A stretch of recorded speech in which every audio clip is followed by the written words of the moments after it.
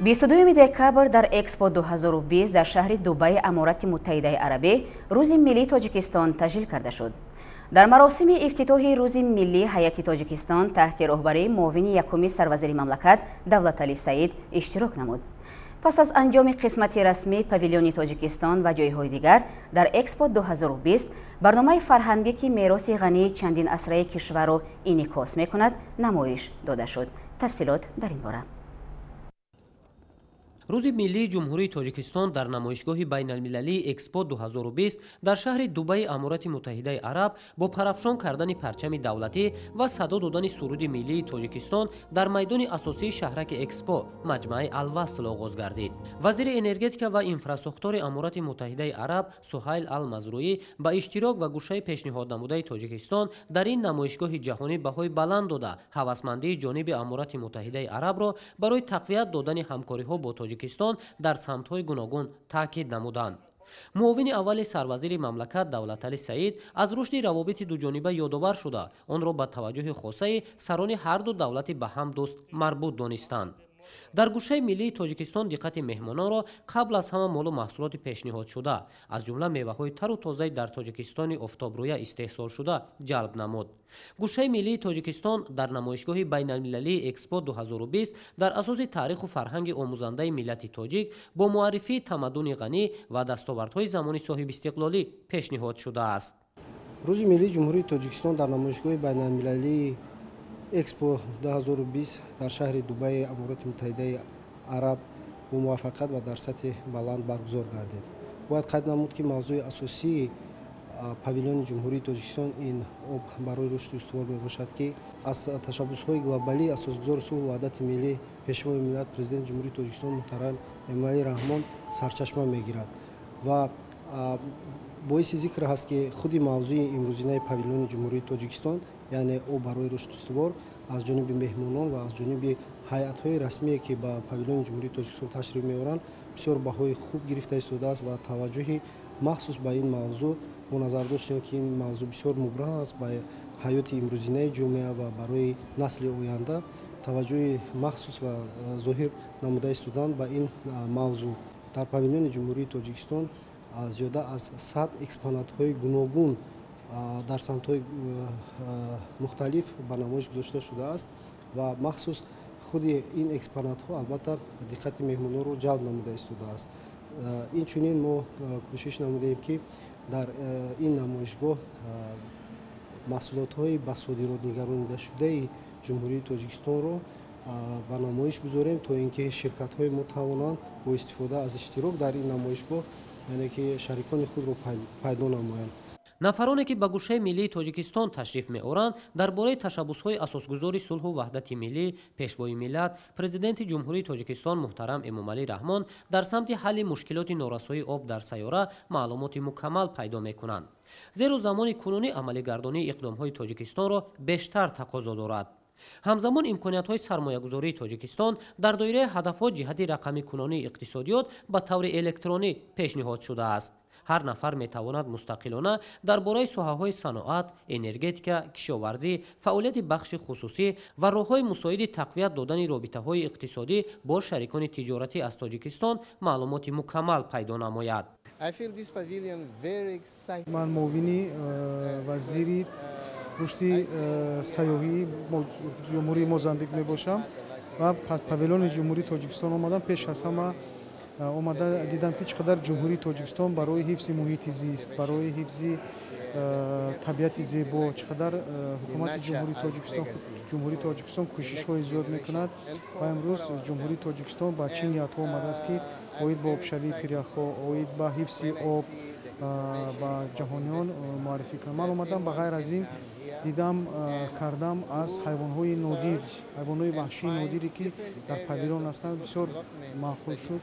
боз оид ба бисёр маълумоти хуб гирифтам, ки аз оид ба масъалаи сармоягузорӣ дар ҷумҳурии Тоҷикистон, оид ба чӣ тавр рушди иқтисод, рушди сармоягузорӣ дар ҷумҳурии Тоҷикистон ва фикр мекунам, ки маълумотҳое ки ман гирифтам барои Мозамбик бисёр муфид мебошад.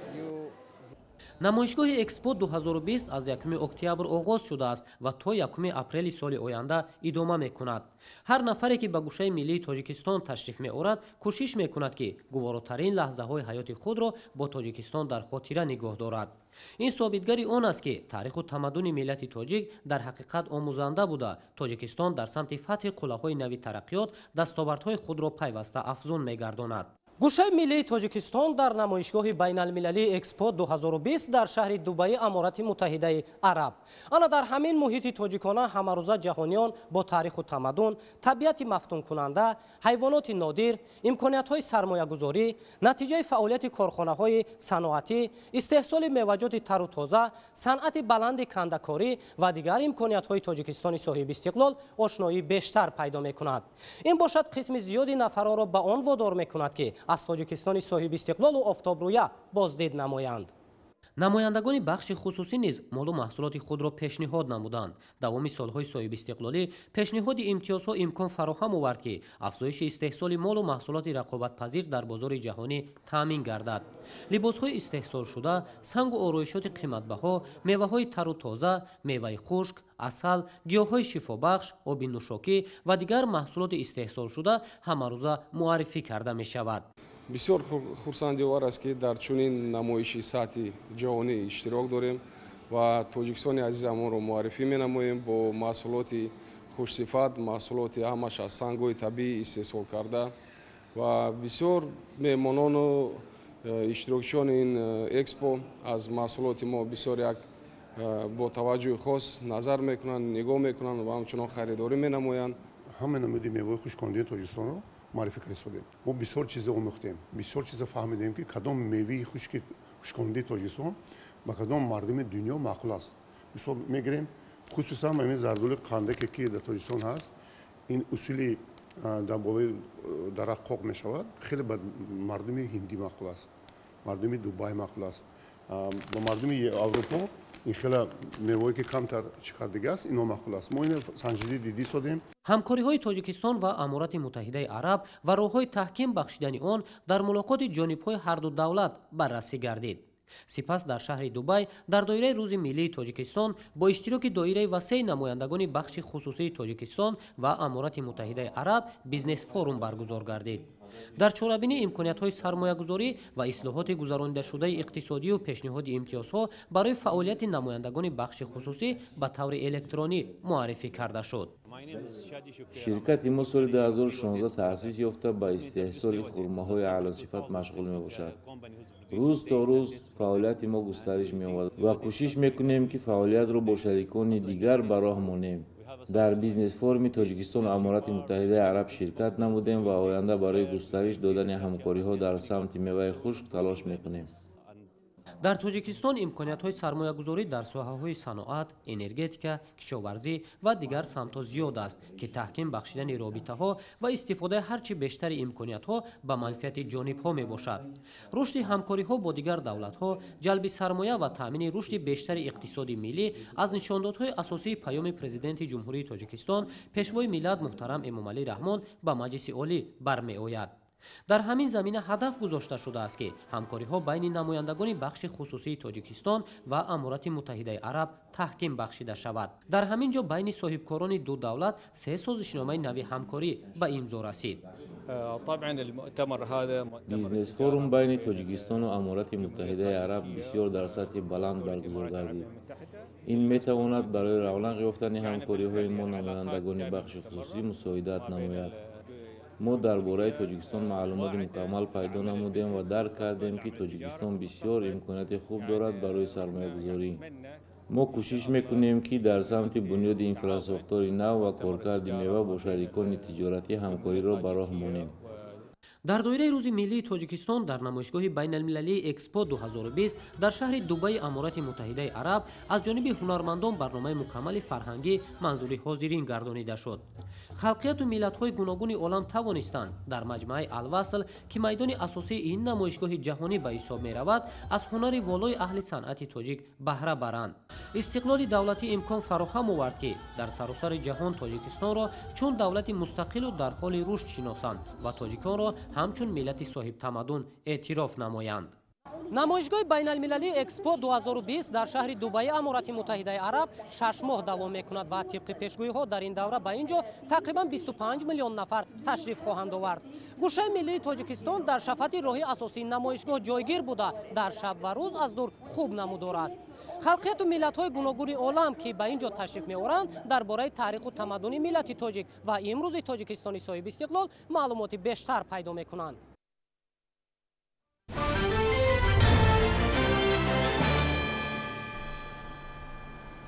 бинобар аҳамияти бузурги соҳаи саноат дар рушди минбаъдаи мамлакат, ҳалли масъалаҳои иҷтимоиву иқтисодӣ ва таъмин намудани иҷрои ҳадафҳои стратегии миллӣ, аз ҷумла раванди саноати кунонии босуръати кишвар, президенти ҷумҳурии Тоҷикистон муҳтарам Эмомалӣ Раҳмон зимни ирояи паёми солона пешниҳод карданд, ки солҳои 2022-2026 солҳои рушди саноат эълон карда шаванд. тадбири мазкур то ҷашни 35-солагии истиқлолияти давлатии ҷумҳурии Тоҷикистон идома хоҳад ёфт. хабарнигорони мо перомини ҳамин мавзӯъ аз шаҳри Кӯлоб гузориш омода сохтанд. бо назардошти пешрафту тараққиёт ва зиёд гардидани эҳтиёҷоти аҳолӣ, президенти ҷумҳурии Тоҷикистон муҳтарам Эмомалӣ Раҳмон дар паёми навбатии хеш 5 соли ояндаро солҳои саноат эълон намуд, ки дар пешрафти соҳаи саноат, бунёди коргоҳу корхонаҳои нави саноатӣ, муҳайё намудани ҷойҳои нави корӣ ва афзоиши маҳсулоти саноатии воридотивазкунанда мусоидат менамояд. дар соли 2021 дар шаҳри Кӯлоб бо иштироки пешвои миллат корхонаи ҷамъияти дорои масъулияташ маҳдуди парки насоҷии шаҳри Кӯлоб ба истифода супорида шуд, ки бо муосиртарин таҷҳизоти соҳавии давлатҳои пешрафтаи ҷаҳон муҷаҳҳаз гардонида шудааст. дар ин корхона маҳсулоти аълосифат омода карда мешавад ва ба меъёрҳои ҷаҳонӣ ҷавобгӯ мебошанд. ҳоло дар ин корхона занону духтарони маҳаллӣ ба кор ҷалб карда шуданд. дар инҷо тӯли як моҳ мешавад, ки ман дар инҷо кор ва фаъолият менамоям. дар инҷо рӯзҳои аввал дар кор кардан бо асбобҳо мушкилтар буд. ҳоло бошад хеле аз худ намудам ва миннатдории худро ба асосгузори сулҳу ваҳдати миллӣ, пешвои миллат ва соҳибкорони маҳаллӣ мерасонам, ки барои мо чунин корхонаҳо бунёд намуданд. шароити корӣ хеле хуб аст. сари вақт маош мегирем, бо хӯроки гарм таъмин ҳастем. мо ҷуробҳои гуногун истеҳсол мекунем, андозаҳои гуногун истеҳсол мекунем.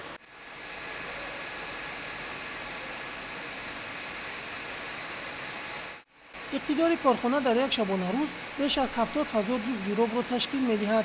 истеҳсоли маҳсулот зина ба зина ба роҳ монда шуда ҳар як бахш вазифаи худро иҷро менамояд. раҳбарияти корхона вобаста ба талабот ва дастуру супоришҳои пешвои миллат бо ворид намудани таҷҳизот иқтидори истеҳсолии корхонаро афзун хоҳанд кард. санаи 5 октябри соли равон бо иштироки асосгузори сулҳу ваҳдати миллӣ пешвои миллат муҳтарам Эмомалӣ Раҳмон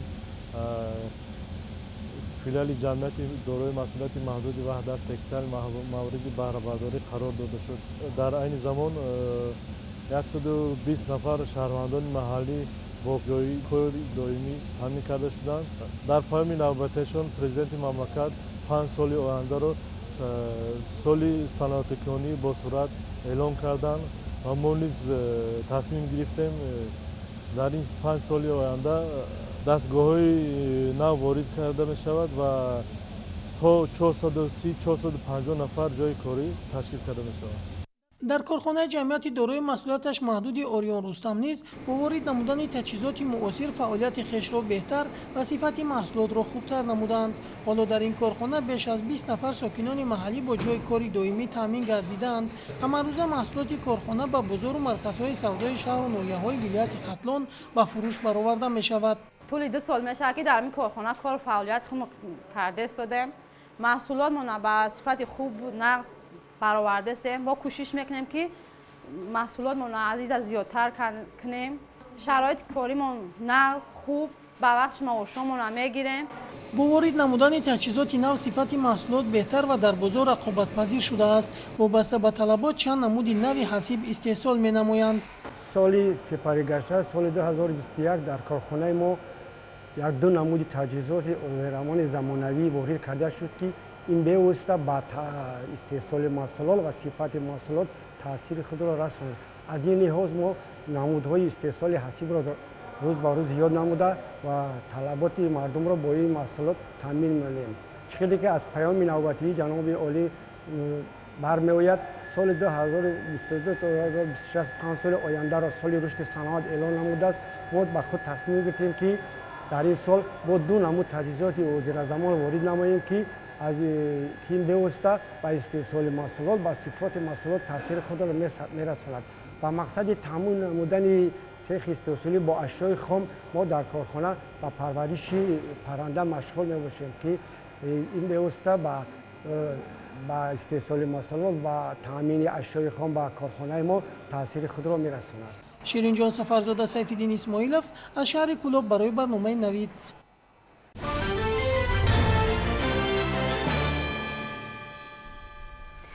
دوامی چند روز اخیر در تاجیکستان هوای تغییریابنده به قید گرفته شده در کوهستانی مملکت برفباری به عمل آمد.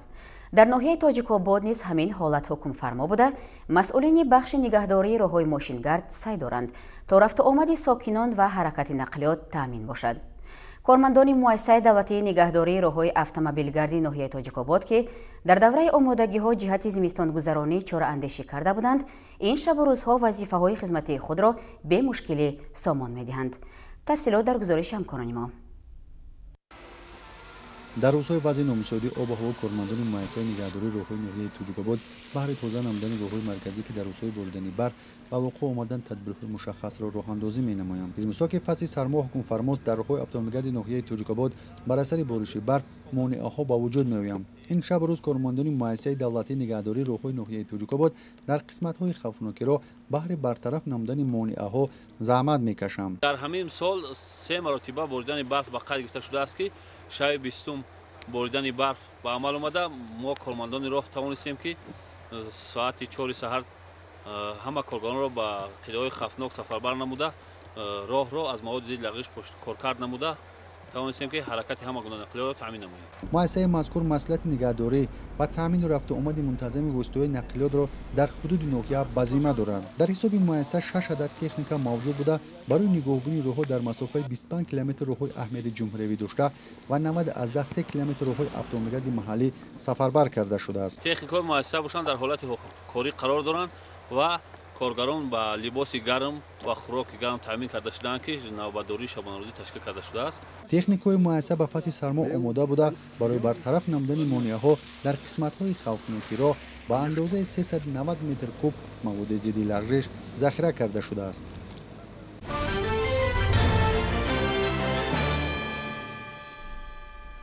حکومت جمهوری تاجیکستان جهت بهداشت خدمترسانی طبی به اهالی همه تدبیرها را عملی ساخته بابت تأمینات کامل مؤسسه‌های تندرستی مملکت سعی می‌ورزد.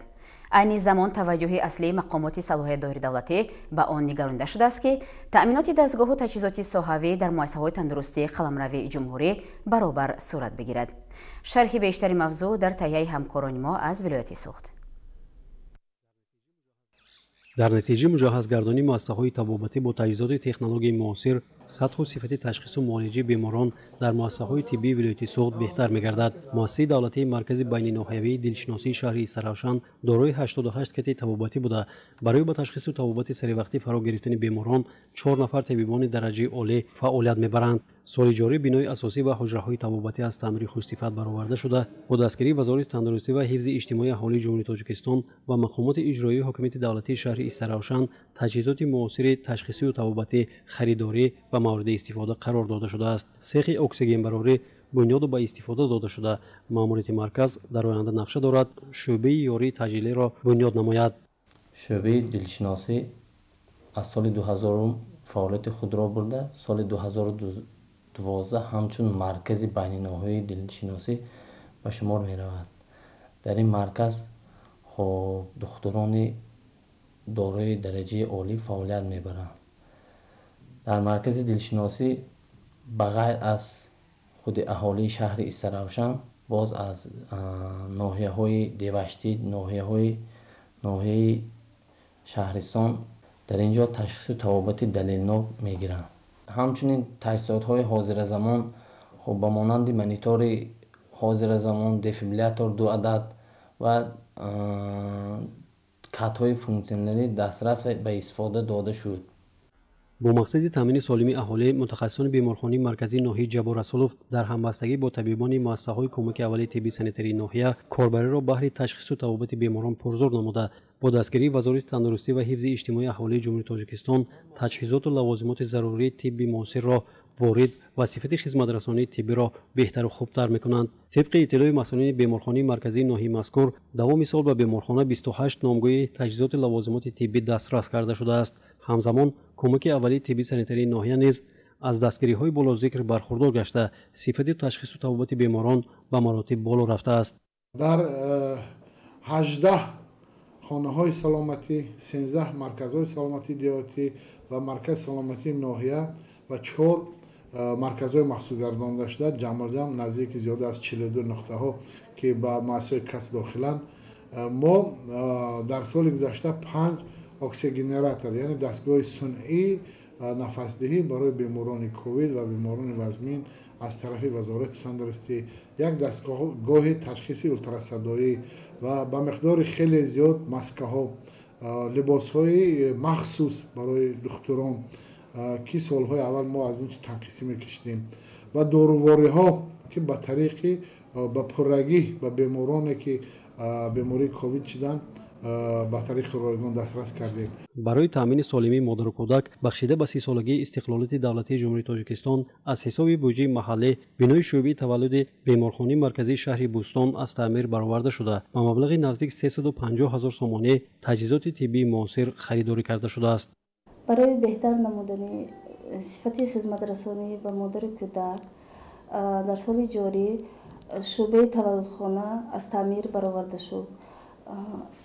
بینای شعبه تولدخانه با پررگی، بام تولدخانه و در و تیریزه های تولدخانه به در و تیریزه های زمانوی نو عوض گردانده شدند و از طرف مقامات اجرایی حکومت شهر با مبلغ زیاده از 343,000 تجهیزات ها به ما دسترس نمودند که برای بهتر نمودن صفت خدمت رسانی به مادر کودک به ما ضروریت داشتند.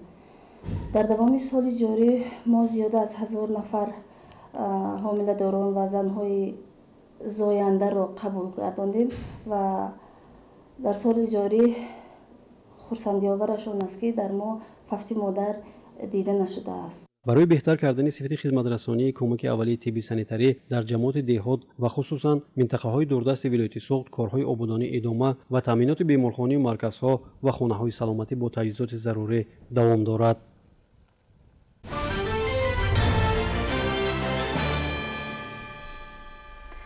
با شرافت استقلالیت دولتی عزم و اراده متین و تلاش‌های پیوسته پیشوای ملت، پرزیدنت جمهوری تاجیکستان محترم امامعلی رحمان در مملکت مرحله مهم و صفتاً نوی رشد ساحه انرژتیکا آغاز یافت. زیرا انرژتیکا زیر ستون تمامی ساحه‌های خواجگی خلق محسوب شده، پیشرفت اقتصادی و اجتماعی مملکت به آن وابستگی قوی دارد. این نکته ضمن برگزاری یک همایش علمی عملی در دانشکده انرژتیکی تاجیکستان ذکر گردید. همکاران ما در این باره اطلاع بیشتر دارند. در دانشکده انرژتیکی تاجیکستان بخشیده به 30 سالگی استقلال دولتی جمهوری تاجیکستان و عید کسبی کارمندان ساحه انرژتیکا تحت عنوان انرژتیکا رکن مهم حیات و اقتصادیات همایش علمی عملی برگزار گردید. در کار همایش نامزدان علم و پروفسوران ساحه انرژتیکا، کارمندان شبکه‌های برقی و دانشجویان و آموزگاران شرکت ورزیدند. کار همایش را معاون رکتور دانشکده آغاز نموده اظهار داشت که در زمان معاصر انرژتیکا به یکی از عامل‌های مهمترین تبدیل یافته است که بدون آن رشد ساحه‌های اقتصادیات و اجتماعیات غیر امکان گردیده است. حکومت جمهوری تاجیکستان این نقطه را به اینابت گرفته و دست آوردن استقلالیت انرژتیکی مملکت را یکی از هدف‌های استراتژی اعلان نمود و برای نائل شدن به آن تمام تدبیرهای سودمند را می‌اندیشد. در این کنفرانس موضوعهای علمی تکنیکی مطرح شدند که می‌توانند از جانب کارخانه‌های صنعتی و دیگر کارخانه‌ها همچون موضوعهای فرمایشی برای رشد انرژتیکا هم شبکه‌ها هم نیروگاه‌ها استفاده شوند.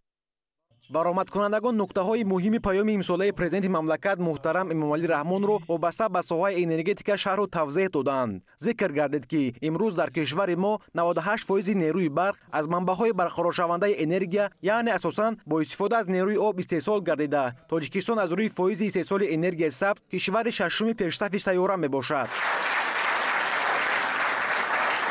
барои фаъолияти пурсамари меҳнатӣ ва саҳм гузоштан дар корҳои ҷамъиятӣ ба як қатор фаъолон сипосномаву ифтихорномаҳо тақдим карда шуд. барномаи мураттаб намудаи аҳли фарҳанги вилоят ки таранномгари ватандӯстиву хештаншиносӣ буд, пешкаши ҷамъомадагон гардид.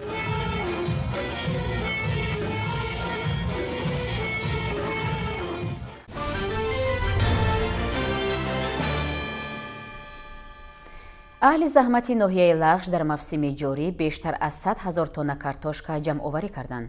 мутобиқи иттилои мақомоти кишоварзии ноҳия, хоҷагидорон баъд аз ҷамъовариву вориди бозори истеъмолӣ кардани ҳосили картошка, захираи онро барои тухмӣ дар анборҳо низ ба роҳ монданд. чунин анборҳо дар ноҳияи лағш ба 14 адад мерасад, мегӯянд ҳамкорони мо. дар дораи дастури супоришии асосгузори сулҳу ваҳдати миллӣ пешвои миллат, президенти ҷумҳурии Тоҷикистон муҳтарам Эмомалӣ Раҳмон оиди самаранок истифода бурдани ҳар як ваҷаб замин кишоварзони ноҳия лағш имсол самаранок меҳнат намуда ҳосили дилхоҳ ба даст оварданд. имсол кишоварзон дар майдони 5518 гектар картошка киш намуда ба иттилои масъулини соҳа бо истифода аз агротехникаи пешрафта, истифодаи нуриҳои минералӣ ҳосили фаровон ба даст оварда шуд. имрӯза дар ноҳия 14 адад анборҳои нигаҳдории маҳсулоти кишоварзӣ мавҷуд мебошад ки ҳосили ҷамъоваришуда дар ҳолати мӯътадил нигоҳ дошта мешавад. як қисми маҳсулоти анборҳо дар мавсими дар пеш истодаи киш ба сифати тухмӣ истифода бурда мешавад. бо мақсади таъмин намудани аҳолӣ бо маҳсулотҳои тару тоза ва пешгирии болоравии нархҳои маҳсулоти кишоварзӣ дар давраи тирамоҳи зимистони солҳои 2021-2022 кишоварзони ноҳия дар ҳамаи бахшҳои истеҳсолот ба миқдори зиёда аз 100 000 тонна картошка, 6595 тонна себу нок ва 2299 тонна сабзавот истеҳсол намуда, маҳсулотҳо барои фурӯш пешбинишударо тавассути соҳибкорон ба бозорҳои минтақаҳои гуногуни ҷумҳурӣ содирот намуда истодаанд. картошка дар ноҳияи лағш аз маҳсулоти асосӣ ва манбаи асосии даромаднокии аҳолии ноҳия ба шумор рафта, афзоиши истеҳсоли он ба таъмини амнияти озуқавории мамлакат мусоидат менамояд. захираи сабзавоту меваҷот дар анборҳои ноҳия имкон медиҳад ки маҳсулоти бо заҳмати кишоварзон ба даст омада дар фасли салмо беталаф захира шуда, талаботи сокинон дар давоми сол бо ин намуди маҳсулот таъмин гардад.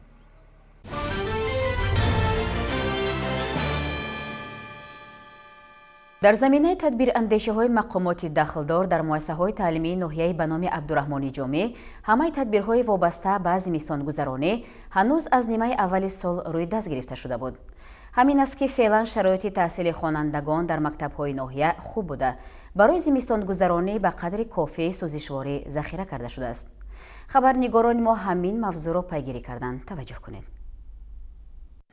бо мақсади бемушкилӣ паси сар намудани зимистони солҳои 2021-2022 шуъбаи маориф ва раёсати молияи ноҳияи Абдурахмони Ҷомии вилояти Хатлон барои хонандагони муассисаҳои таълимии ҳудуди ноҳия чораҳои муассир андешиданд. ба гуфти мудири шуъбаи маориф, ҳамаи муассисаҳои таълимӣ бо ангишту ҳезум ва сӯзишвории дизелӣ пурра таъмин гардиданд. муассисаи таҳсилоти миёнаи умумии рақами 4 ноҳия навбунёд буда, тамоми синфхонаҳо, уҷраҳои корӣ ва долонҳои муассисаи таълимӣ ба шабакаи гармидиҳӣ ки тариқи ангиштсанг фаъолият мекунад пайваст гардидааст. ба гуфти масъулин, шабакаи мустақими гармидиҳии муассиса имкон фароҳам меорад ки хонандагон дар синфхонаҳои гарму орӣ аз сардиҳо таҳсили илм намоянд. дар муассисаи таълимӣ мо имсол барои зимистонгузаронии соли хониши 2021-2022 аз маблағи сметаи муассиса 12 тонн ангиш захира шуда ва дар анбори муассиса зиёда аз 5 куб ҳезум захира карда шудааст. дар муассисаи мо хусусияти хубаш ин аст ки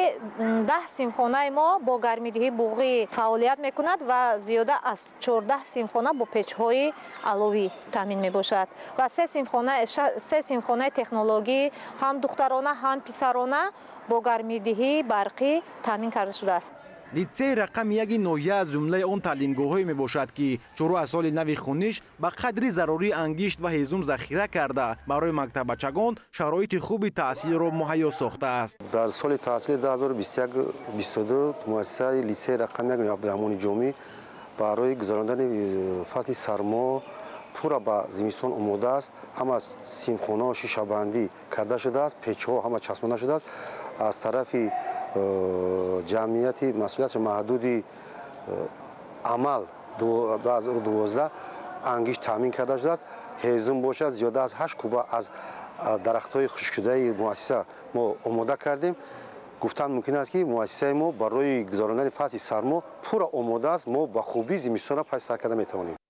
شرایط خوبی تعلیم و تدریس در مؤسسه‌های تعلیمی از جمله با گرمی تامین بودن سیمخانه‌ها امکان فراهم می‌آورد که خوانندگان هرچی بیشتر علم و دانش از بر نموده در آزمون‌های جمهوریوی و بین‌المللی شرکت ورزند. یکی از خوانندگان فعال لیسه مذکور مدینه محمودرادова سال روان در آزمون جمهوریوی فروغ صبح دانایی کتاب است اشتراک نموده صاحب جای افتخاری گردید. مؤسسه ما با ما خوانندگان تمام شرایط فراهم آورده است و با دستگیری دیرکتور مؤسسه در کتابخانه ما برای خوانندگان شرایط فراهم آوردند که خوانندگان میتوانند بعد از درسات به کتابخانه آمده به مطالعه کتاب پردازند و من نیز یکی از همچنین خوانندگان خوشبخت میباشم که با دستگیری استادانم مرا در همین جاده که خودم انتخاب کردم برای اشتراک در آزمون جمهوریوی فروغ صبح دانایی کتاب است.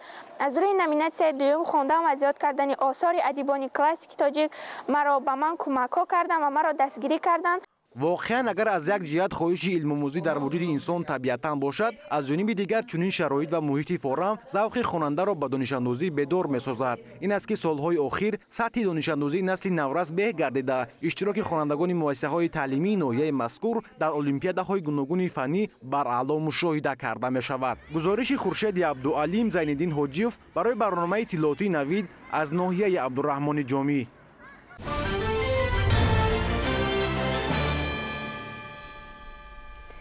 لیسه رقم 5 در شهر اصفهان از زمره مؤسسه‌های موفق تعلیمی در قلمرو جمهوری به حساب می رود. در این مؤسسه تعلیمی به رویه‌های فن‌های دقیق توجه ظاهر می گردد. دستپروران این مکتب با دانش بلند در آزمون المپیادهای جمهوری اشتراک ورزیده به موفقیت‌های نظررس نایل می گردند. خبرنگاران ما در همین باره شرح بیشتر دارند.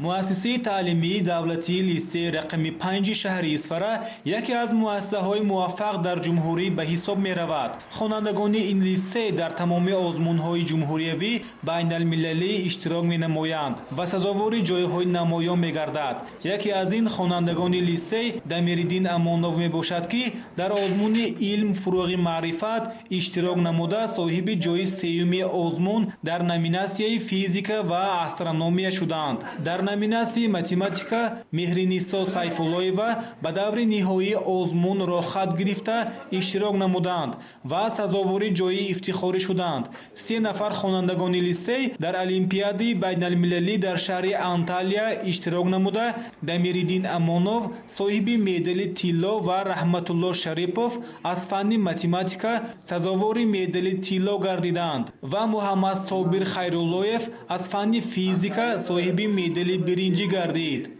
در آزمون علم فروغ معرفت در دور شهری و ولایتی اشتراک نموده صاحب جایهای افتخاری گشتم و در دور نهایی در شهر دوشنبه برگزار گردید اشتراک نموده صاحب جای سوم گردیدم و با حجم 15000 سامانی مکافات پولی قدردانی کرده شدم. من از فرصتی مناسب استفاده برده به پرزیدنت جمهوری تاجیکستان محترم امامزاده رحمان برای تشکیل نمودن چنین آزمون با نفوذ مینداری صمیمی خود را بیان می‌نماید.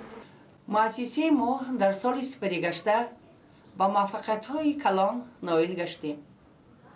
برای آنکه در دور شهری المپیاد 68 نفر خوانندگان غالبیت به دست آوردند که از آنها 27 نفرشان در دور ولایتی شرکت نموده همه آنها سزاوار جایهای بلند مقام گردیدند. در دور جمهوری المپیاد فنی مکتبچگان خوانندگان ما به گرفتن 26 جای افتخاری موفق شدند که به دهگانه بهترین در جمهوری سزاوار شده به گرفتن جام درجه دوم میسر گردیده. 3 نفر خوانندگان ما در آزمون بین المللی انطالیا از فنهای دقیق شرکت ورزیده با 4 مدال صاحب گشتند که آنها خواننده صنف 11 امانوف دمیریدین از فن فیزیکا به گرفتن مدال طلا، شریپوف رحمت الله از فن متماتیکا و فیزیکا شرکت ورزیده به گرفتن مدال طلا از فن متماتیکا و مدال نقره از فن فیزیکا میسر شدند. اینچنین در قطار داوطلبان خواننده صنف 9 خیرالله محمد صابر از فن فیزیکا به گرفتن جای دوم در آزمون انطالیا میسر گردید که خوانندگان ما فیزیکدانان بهترین همچون دسته لیسه به گرفتن جام درجوی از فن فیزیکا سزاوار شدند. 5 نفر خوانندگان ما در آزمون علم فروغ معرفت که با تشبث پیشوای معظم ملت تشکیل کرده شد در دور شهری 5 نفر خوانندگان ما غالبیت به دست آوردند. المپیاد بین‌المللی شهری ترکیه از فن‌های متماتیک فیزیک اشتراک کرده، از فن متماتیک مدال طلا و از فن فیزیک مدال نقره به دست آوردم. من در آزمون جمهوری علم فروغ معرفت صاحب جای 4م گردیدم و با نشانی علم و اینوواسیون و افتخارنامه اکادمی ملی علوم تاجیکستان سرفراز گردانده شدم. خوانندگان لیسه در دیگر آزمون‌ها و چاره‌بینی‌ها نیز فعالانه شرکت ورزیده صاحب جای‌های نمایان گردیدند.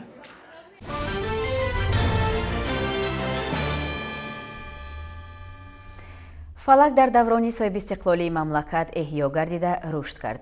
ҳукумати ҷумҳурии тоҷикистон ба хусус пешвои миллат муҳтарам эмомалӣ раҳмон ба рушду нумӯи жанри мусиқии фалак ғамхории зиёд зоҳир менамояд. ба қавли санъатшиносон дар суннати фалакхонӣ бештар аз ғазалу рубоӣ ва дубайтӣ истифода мешавад. хабарнигорони мо дар иртибот ба аҳамияти таърихиву байналмилалии фалак аз ноҳияи муъминобод гузориш омода карданд. некрӯз баъди хатми донишгоҳ чанд сол аст ки дар бахши фарҳанги ноҳияи муъминобод фаъолият дорад ва дар аксар чорабиниҳои фарҳангии сатҳи вилоятиву ҷумҳуриявӣ иштирок намудааст. ин ҷавони ҳунарманд чун дигар ҷавонони даврони соҳибистиқлолӣ фалакро бисёр дӯст медорад ва ба феҳристи фарҳангии ғайримоддии ЮНЕСКО ворид гардидани фалак ӯро рӯҳбаланд гардонидааст. аз хурдӣ бар ҳамин санъат бисёр шавқи беандоза дорам. хусусан ҳамин жанри фалакро бениҳоят дӯст медорам. хурсанд аз он шудам ки жанри фалак ҷаҳонӣ шуд. кӯшиш мекунем ки ҳамин жанри фалакро бар тамоми дунё муаррифӣ кунем. дар ноҳияи муъминобод фалаксароён хеле зиёданд ва як қисми онҳо дар бахши фарҳанг фаъолият доранд. онҳо ки аз минтақаҳои гуногуни тоҷикистон ҳастанд фалакро ба таври худ иҷро менамоянд. آندم که بلبلانی جفا دیده است خزان بر شاخه ها نشسته و گل را صدا کنند. فلک این مجموعی سرود و یکی از نواهای مردمی توجیک است که بیشتر در نواهای کوهستانی معمول است، زیرا در طول عصرها تشکل و رشد یافته است و مکتبی مخصوصی خود را دارد. ساز اساسی فلک دمره بوده،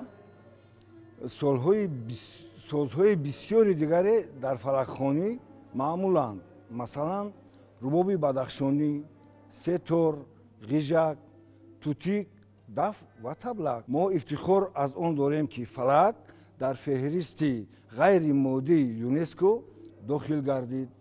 در برابر مردان زنان نیز فلک می‌سرایند. آنها راز دل خود را با واسطه فلک به دیگران می‌رسانند.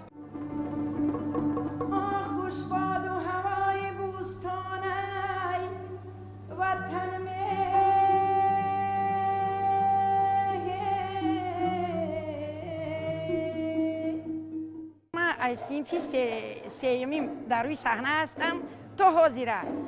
انا میخوام که همه وقت روزی فلک شود. فلک درد دیله، فلک علم خسته دیله. فلک رو تنها مردان نمیخونن، زنها هم میخونن. من بسیار فلک خونی مشهور و مثل اپای گلچهره صدیق و بسیار فلک خوان خوب است. وقتی که مرا در صحنه دید که من فلک خواندستم مرا فریاد کرد که بیار من شما رو به شاگردی میگیرم. همون کار پیکاری امروز ما ادامه دادیم. با فهرست فرهنگ غیرمادی بشریت در برابر نوروز و چکن وارد گردیدن فلک دقت جامعه جهانی را بار دیگر به ملت فرهنگ سالار تاجیک جلب خواهد کرد. شیرین جان سفرزاده، سیفالدین اسماعیلوف از ناحیه مومین آباد برای برنامه نوید.